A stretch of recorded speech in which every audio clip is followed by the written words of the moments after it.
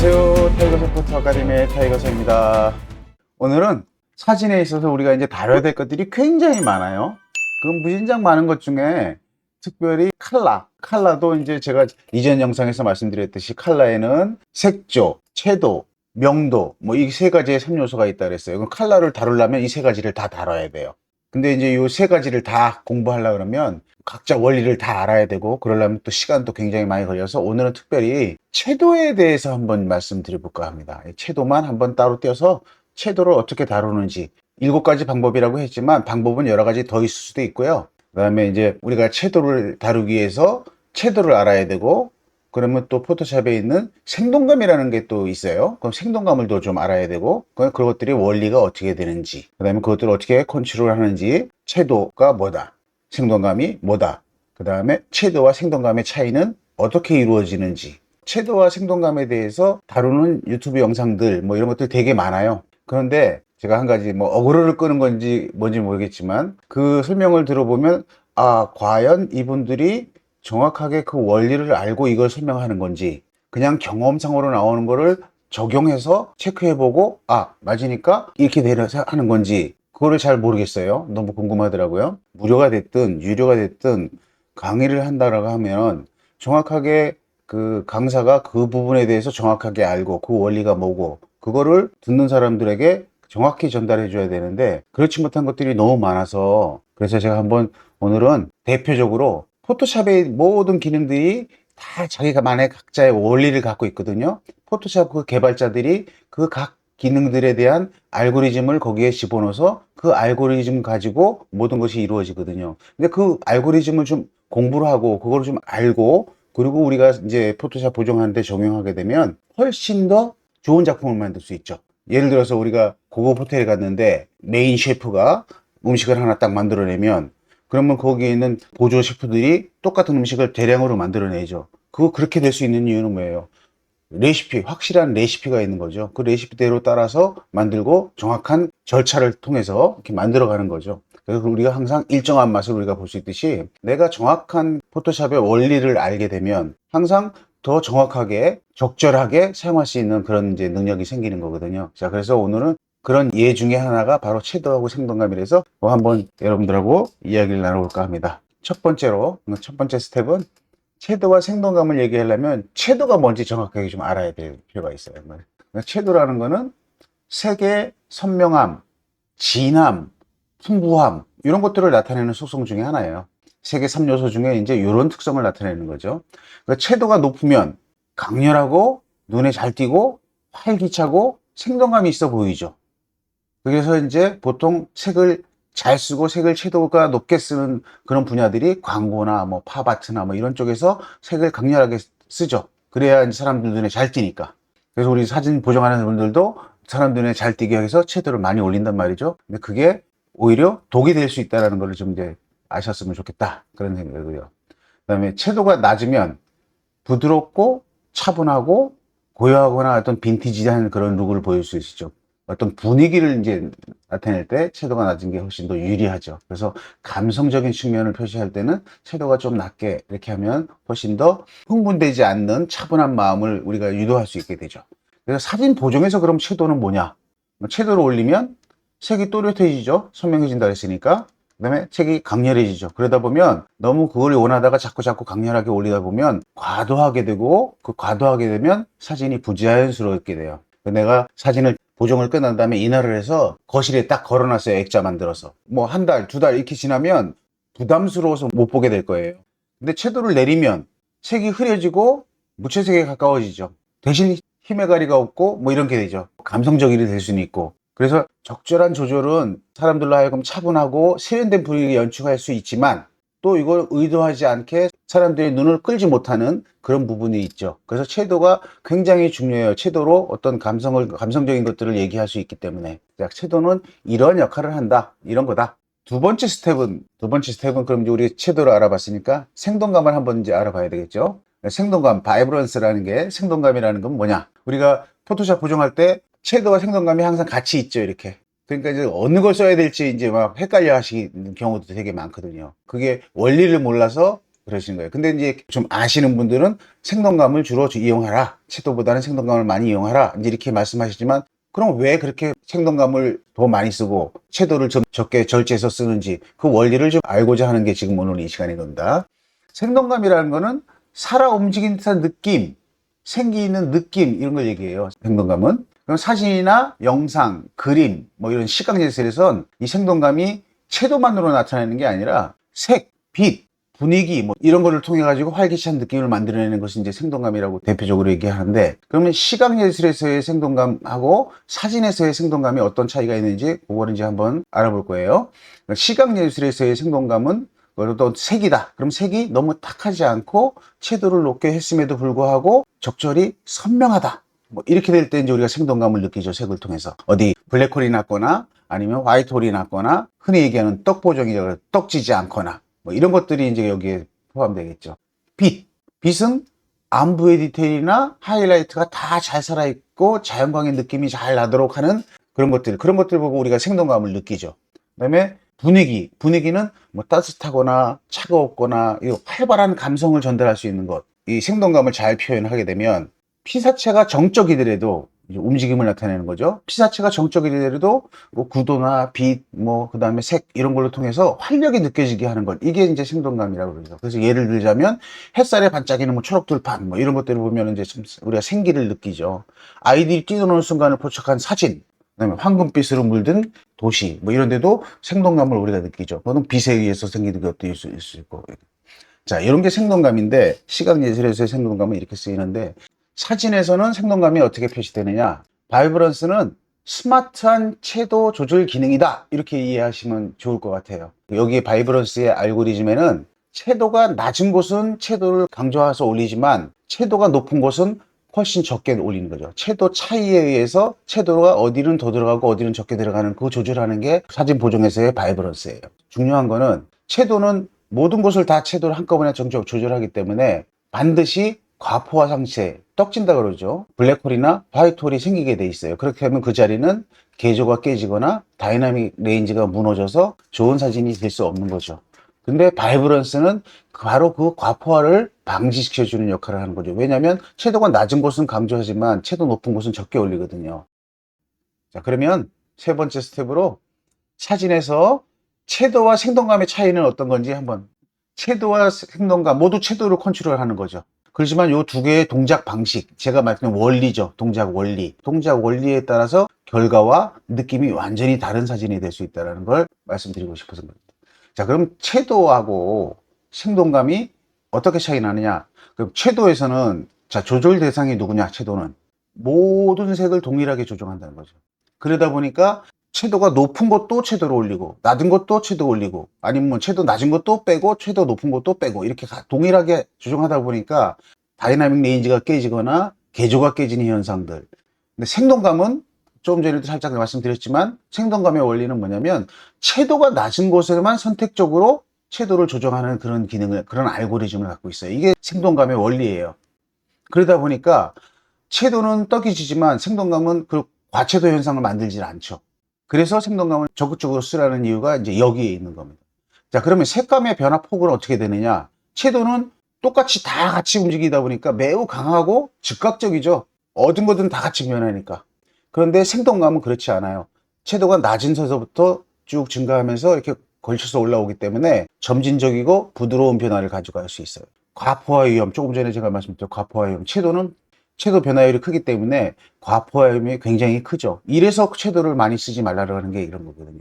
쉽게 부자연스럽고 색이 번지는 현상이 생기는 게 채도고, 생동감은 그렇지 않죠. 과포화 위험이 적다 그랬잖아요.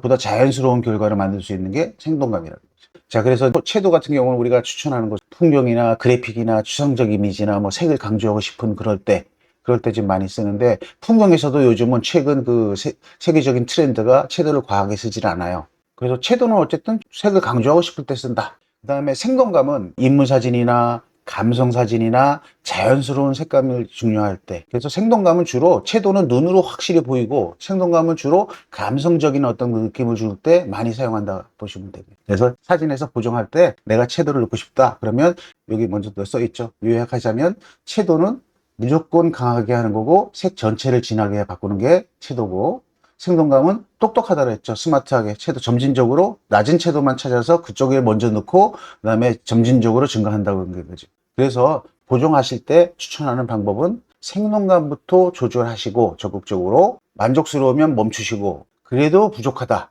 그러면 그 다음에 채도를 적절히 조정하셔서 살짝 추가하는 방법, 그런 방법으로 보정하시는 게 훨씬 좋은 작품을 만들 수 있다, 이렇게 말씀드리겠습니다. 스텝 4, 네 번째로 라이트룸이나 ACR이나 포토샵에서 채도와 생동감 조절을 어떻게 하는지 그거에 대해서 한번 얘기해 보겠습니다. 네, 포토샵으로 왔고요. 자, 포토샵에서 이제 채도에 대한 얘기를 좀 할 건데, 자, 이 상태에서 한번 우리가 생동감하고 채도를 한번 움직여 볼게요. 생동감하고 채도를. 자, 생동감을 움직이기 전에 여기 히스토그램을 한번 보세요. 히스토그램에 지금 요 컬러 데이터, 여기 쭉 들어있는 컬러 데이터, 요 컬러 데이터들이 이렇게 피크로 쭉쭉 떠 있죠. 여기 지금 요 색들의 데이터들이 여기 들어가 있는 거죠. 이렇게. 자, 그럼 생동감을 한번 올려 볼게요. 생동감을 올리면, 자, 이렇게 다 올렸어요. 그랬더니 요게 스프릿이죠. 히스토그램이 당연하죠. 예, 밝기 어둡기도 바뀌고 데이터도 바뀌니까 컬러 데이터가 스프릿 되면서 보시면 색이 진해졌죠. 채도가 들어갔으니까 살짝 어두워지죠. 이렇게 빼면 밝아지고 채도가 쭉 빠진 거고요. 그런데 생동감은 아까 제가 말씀드렸듯이 과포화 상태를 안 맞는다 했죠. 그러다 보니까 요 구분이 다 되죠. 지금 채도를 한번 움직여 볼게요. 자, 다 넣었어요. 다 넣었더니 어떻게 되나요? 여기 경계감이 요 경계가 없어졌죠. 디테일이 사라져 버렸죠. 이 얘기는 여기에 개조가 깨진 거고 다이나믹 레인지가 오버한 거죠. 다이나믹 레인지를. 자, 그런데 더 중요한 거, 이게 왜 이렇게 깨지느냐, 이걸 올렸더니 여기 히스토그램 한번 보세요. 여기 있던 컬러 데이터들 다 어디 갔나요? 그리고 이런 이유 때문에 섀도우가 넣으면 과포화 상태가 생기고, 아니면 다 빼면 완전히 색을 잃어버리기 때문에 우리가 흑백 사진을 만들 때, 자, 생동감을 다 빼면 컬러는 사라지지 않죠. 근데 채도는 다 빼면 흑백이 돼 버리죠. 그래서 우리가 컬러에서 색조와 채도를 빼면 명도만 남고, 그 명도 가지고 흑백 사진을 만드는 거거든요. 근데 요 사진 보고 요걸 한번 볼게요. 이번에는 요거 가지고 한번 움직여 볼게요. 가운데가 채도가 약하고 엣지로 가면, 그 끝으로 가면 갈수록 채도가 세진다 그랬죠. 그걸 살짝 표시해 놓은 거예요, 제가. 이 상태에서 생동감을 올리면, 그럼 요쪽이 먼저 채도가 들어오고, 여기도 가죠. 당연히 밀리는 거니까. 그렇지만 여기가 먼저 차고 나서 여기를 쓱 가면서 데이터가 깨지지 않는 과포화가, 물론 이제 이것도 너무 넘었으면 그렇지만 과포가 생기지 않는 형태에서 이렇게 보세요. 이렇게 움직이죠. 자, 근데 채도를 움직여 볼게요. 여기서 채도를 움직이면 여기나 여기나 다 같이 움직이죠. 그래서 이제 생동감을 많이 쓰라고 얘기하는 거예요. 예를 들어서 라이트룸으로 왔어요. 자, 이런 사진이 있어요. 그럼 이 히스토그램을 보시면 지금은 데이터가 블랙홀 난 거나 화이트홀 난 게 하나도 없거든요. 자, 근데 이 사진을 생동감을 한번 다 올려 볼게요. 다 올리면, 자, 이것도 생기죠. 화이트홀 난 데가. 볼까요? 어디가 죽었나? 이런 데가 과채도가 생긴 거죠. 생동감을 넣는다 그래서 우리가 과채도가 생기지 않는 건 아닙니다. 그 필요한 이상 너무 많이 주면 마찬가지로 생동감도 생기는데, 채도보다 훨씬 더 부드럽게 자연스럽게 들어가기 때문에 위험이 작다라는 거죠. 네, 그래서 채도와 생동감의 조절은 밝기와 연동된다. 그거 아까 말씀드렸고요. 그 다음에 채도에 의해서 개조나 다이나믹 레인지가 깨지는 게 훨씬 심하다. 그래서 이제 만약에 개조나 다이나믹 레인지가 깨졌으면 생동감보다 채도 조절을 해서 채도를 낮춰서 개조나 다이나믹 레인지를 살리는, 그런 데는 오히려 거꾸로 이제 빼는 거니까 그때는 채도가 훨씬 더 유리하겠죠. 과채도는 조금 전에 말씀드렸지만 채도 조절을 안 한 것만 못하다. 자, 그 다음에 스텝 5는 포토샵에서 채도 조절하기인데, 첫 번째로는 직접 조절하는 방법. 히스토그램 조금 전에 제가 보여드렸죠. 히스토그램을 보게 되면 그 채도 조절에 의해서 내가 과채도도 아니다 데이터를 우리가 볼 수 있다 그랬죠. 그래서 채도를 조절하는 방법에는 뭐 채도 슬라이드 조절하기, 색상 채도 조절하기, 채도 위에 명도, 이거 연동돼 있다 그랬죠. 밝기와 색온도를 가지고 조절할 수도 있어요, 채도를. 그다음에 디세츄에이션이라고, 그다음에 컬러 그레이딩에 의해서 톤에 따라서 세분하게 조절하는, 이 톤에 따라는 얘기는 안부톤, 중간톤, 명부톤, 이게 세 개로 큰 영역으로 나눠서 컬러 그레이딩으로 나만의 사진을 만들 때 쓰는 방법인데, 이제 이런 걸로도 조절하는 방법이 있고, 그 다음에 생동감으로 이제 자연스럽게 조절하는 방법이 있죠, 채도를. 그 다음에 부분 보정으로 일부는 내 채도를 변화시키고 브러쉬나 마스크를 이용해서 그 부분만 준다든지 뭐 이렇게 해서 따로 조절하는 방법도 있겠죠. 이거 말고도 많습니다. 커브를 이용하는 방법, 레벨을 이용하는 방법 엄청나게 많아요. 컬러를 조절하는 곳에는 뭐든지 컬러는 채도는 컬러의 3요소 중에 하나이기 때문에 컬러를 조절하는 곳에서는 어떤 거든지 다 채도를 조절할 수 있어요. 자, 그럼 요것들을 한번 살짝 살펴볼게요. 네, 이제 포토샵으로 왔고요. 이 사진에 나는 채도가 부족해서 채도를 더 넣고 싶어. 뭐 이럴 수 있죠. 그러면 이제 일단은 채도 때문에 데이터가 죽는 걸 우리가 알 수 있으니까 포토샵은 근데 이 히스토그램 막 대표가 자세하게 잘 안 나와요. 보기가 힘들어요. 그럴 때는 레벨을 열거나 커브를 열으시면 되는데 레벨을 열어볼게요. 그러면 여기 안부 쪽 Alt를 누르시고 이걸 누르시면 자 하얀색으로 전부 다 하나도 죽은 게 없죠. 자 명부 쪽 가볼까요? 하나도 없죠. 그래서 일단은 제가 만든 사진, 이 사진은 그걸 다 감안해서 명부와 안부 블랙홀이나 화이트홀이 안 나도록 만든 사진이에요. 이 사진은. 여기서 채도를 한번 올려볼게요. 채도를 올리게 되면 이렇게 살짝 진하게 조금만 줘도 지금 경계가 무너져요. 지금 이렇게 경계가 보였던 것들이 라인들이 보였던 것들이 채도를 조금만 올리면 라인이 없어져 버리죠. 그런 현상이 생기는 게 채도라고 그랬어요. 그러면 이제 생동감을 올리겠죠. 이렇게. 그럼 생동감은 올라왔는데 경계 유지하고 있죠. 이렇게. 그리고 레벨을 한번 키워볼게요. 알트. 여기 살짝 올라올 듯 말 듯 하죠, 지금. 채도가. 이런 거는 괜찮아요. 크게 문제 안 되니까. 자, 명부 쪽 한번 볼게요.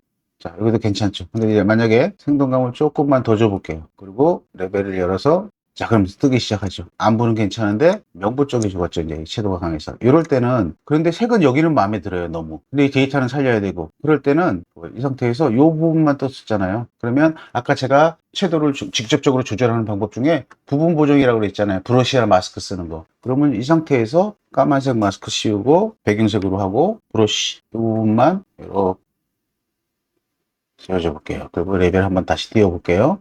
이렇게. 자, 그러면 이렇게 색을 집어넣을 수 있죠. 이건 이제 채도와 생동감의 슬라이드를 이용해서 조절하는 거죠. 하신 다음에는 반드시 안부가 블랙홀이 나는지 명부가 화이트홀이 나는지 확인하셔야 돼요. 확인하시고 그 부분이 생긴다면 마스크로 그 부분을 닦아내든지 그래서 이렇게 다시 다 살린다든지 이렇게 조절하시면 될 것 같고요. 브러쉬를 통해 가지고 넣을 수도 있겠죠. 자, 이런 데는 더 넣고 싶어요. 그러면 생동감을 조금 더 주고 컨트롤 I 그 다음에 브러쉬를 이용해서 이렇게 더 넣겠죠. 이렇게 조절하시는 게 효과적으로 색을 조절하시는 좋은 방법이다. 제가 아까 말씀드렸듯이 포토샵에서 요 4개는 톤 대비를 조절하는 거예요. 소위 말하는 맑고 어둡기 뭐 이런 거 조절하는 거고요. 생동감과 채도, 그 다음에 여기에 있는 6가지, 그 다음에 여기 있는 요거는 8가지. 요 8가지는 컬러를 조절하는 거거든요. 이런 그 8가지 조절하는 컬러를 조절하는 것은 다 채도가 다 들어 있습니다. 한번 보여드릴게요. 자, 그러면 이제 이거 특정 색을 조절하는 거죠. 그럼 여기도 채도 조절이 있죠. 근데 여기 있는 이 채도는 생동감이 아니라는 데 이제 문제가 있는 거예요. 그래서 조심해서 쓰시라는 거고요. 자, 컬러 밸런스. 여기에도 여기 컬러 밸런스는 이게 멀어지면 멀어질수록 그 색이 채도가 들어가는 거예요. 여기 가운데서 가까우면 가까울수록 채도가 조금 들어가는 거고 이건 많이 들어가는 거거든요. 근데 컬러 밸런스는 밝기 조절이 없어요. 여기 대신 여기 뭐가 있냐면 어두운 영역, 중간 영역, 밝은 영역이 나눠 있죠. 밝은 영역은 이 사진에서 이 히스토그램에서 3개 영역으로 나눠서 밝은 영역만 이렇게 들어가는 거예요. 근데 이건 되게 위험하죠. 이제 그렇게 조절하기가. 그래서 아까 제가 마치만 이것도 그렇게 조절할 수 있다. 그 다음에 선택 색상이죠. 그럼 빨간색만 선택하면 빨간색을 이렇게 넣으면 빨간색이 들어가는데 이것도 채도예요. 생동감이 아니에요. 이게 거리가 멀어지면 채도가 증가하는 거거든요. 그래서 이것도 조심해서 넣어야 된다. 넣고 대신 이거 넣으시면 반드시 이렇게 밝기가 조절하는 게 있어요. 밝기 조절 이렇게 해주시고 이런 것들을 전부 다 일일이 이제 다 여기 있는 거를 다 설명드리면 좋은데 요 모든 기능들이 다 자기만의 원리를 갖고 있어요. 근데 이거 굉장히 많이 걸리겠죠, 시간이. 그렇지만 이제 적어도 사진 강의하시는 분들 이런 분들은 이것들의 원리를 좀 공부하셔서 이거 무슨 어떤 원리로 이게 동작하는지 그런 것들은 좀 알고 강의를 하시는 게 좋지 않을까 저는 그렇게 생각합니다. 지금까지 이제 컬러를 조절할 수 있는 방법들 여러 가지. 물론 이 컬러 조절하는 방법, 채도 조절하는 방법은 커브에도 있습니다. 커브에도 있고 커브에서 채널이 있으니까. 그래서 내가 만약에 빨간 채널에 올리고 싶으면 이렇게 하면 빨간 채널이 올라가죠. 근데 얘네들은 이 채널 움직인다는 얘기는 전체가 다 색이 들어가는 거잖아요. 그런데 난 여기만 하고 싶은데 여긴 다 들어갔다. 그러면 이게 마스킹을 해야 되겠죠. 브러쉬로 이렇게 빨간색만 칠해준다든지, 아니면 여기서 미리 선택해서 빨간색만 선택한 다음에 이걸 준다든지, 뭐 이런 식으로 이제 이용하시면 좋을 듯 하고요. 자, 이렇게 직접 조절하는 방법, 반드시 히스토그램을 확인하셔라. 그거 말씀드렸고요. 그 다음에 5까지 했죠, 우리가.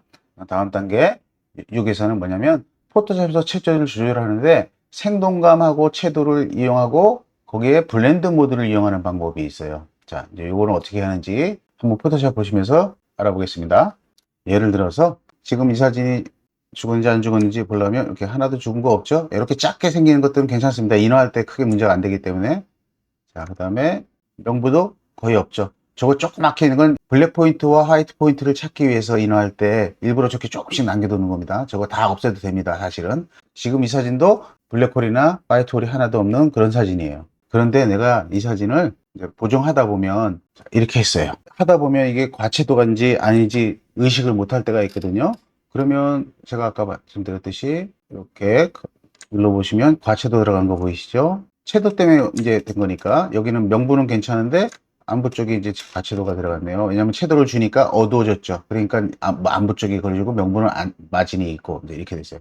근데 이 채도를 빼고 싶어요. 근데 이 채도를 뺄 때 다이렉트로 빼는 방법이 있겠죠. 이렇게 빼시면 빠지잖아요. 이렇게. 근데 이게 얼마인지 몰라. 나는 조금만 빼고 싶어. 그럴 때는 섀도를 빼는 방법 중에 되게 좋은 방법 중에 하나가 여기 있는 블렌드 모드를 이용하는 방법이 있습니다. 자, 이거는 블렌드 모드를 어떻게 이용하냐면요.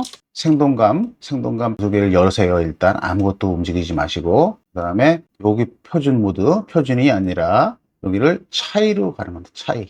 자, 차이를 갖다는 얘기는 뭐냐면 지금 아래 레이어 2, 얘와 생동감 2, 요 두 개의 차이를 보는 거예요. 지금 요 레이어를 카피한 거기 때문에 똑같은 레이어니까 아무런 컬러가 안 뜨죠, 여기. 그 상태에서 난 채도가 너무 세기 때문에 채도를 빼고 싶어. 그러면 이제 채도를 빼러 가야죠. 히스토그램 데이터가 라인 하나로 딱 보이죠? 근데 요거를 쭉 내리다 보면 저게 이렇게 올라와요. 이렇게 번지죠. 이렇게 많이 내리면 쭉 번지겠죠. 이렇게 되면 채도가 쭉 빠진 사진이 되겠죠. 이렇게 채도가 아까보다 훨씬 빠진 사진이 돼요. 자, 이 상태에서 이걸 내리다 보면 이렇게 색이 뜨죠.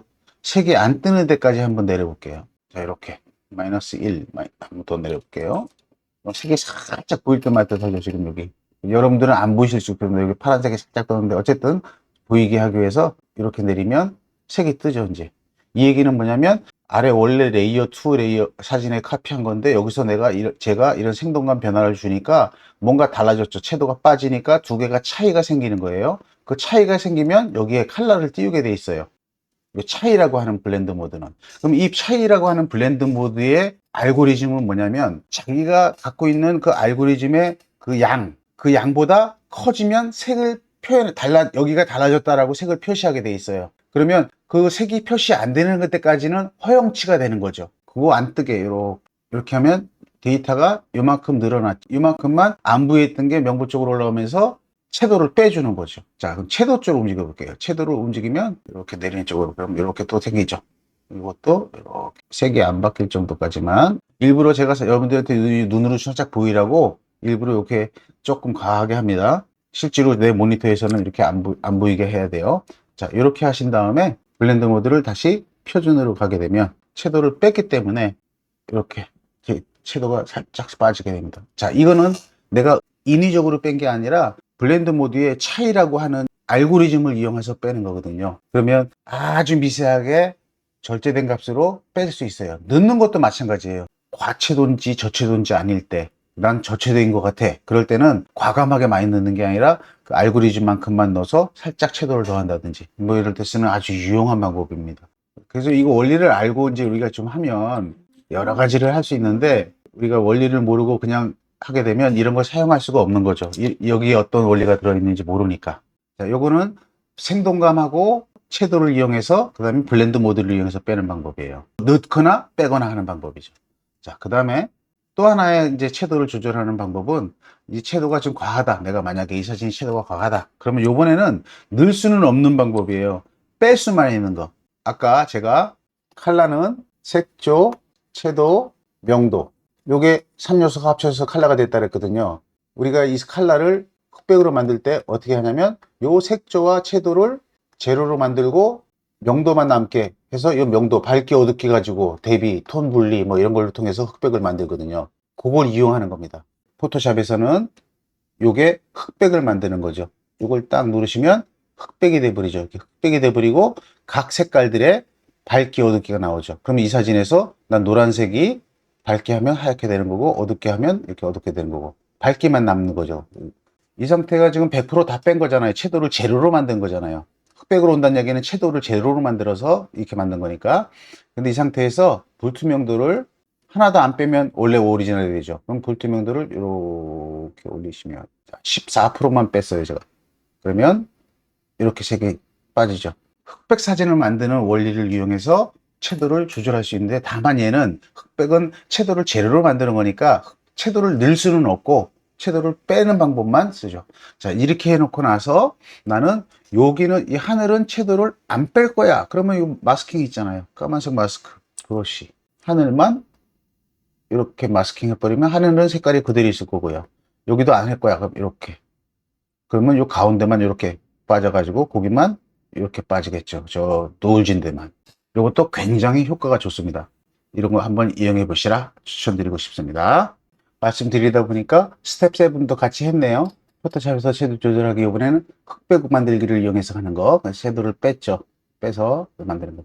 그래서 제가 이제 주로 완성 단계, 사진의 완성 단계에서 가장 많이 사용하는 섀도우 조절법은 블렌드 모드의 차이를 이용해서, 블렌드 모드 차이라고 하는 알고리즘을 모르면 쓸 수 없는 방법인데, 이렇게 해서 쓰면 섀도우 조절하는 게 굉장히 용이해지고요. 미세하게 조절할 수 있는 그런 게 되고요. 그 다음에 너무 과채도라 느껴질 때는 요 흑백 조절하기를 이용해서 이제 이용하고요. 요거는 컬러가 어떤 걸로 이루어졌는지, 포토샵에서 흑백을 만들 때 어떻게 만드는지 그 원리를 알면 쉽게 적용할 수 있죠.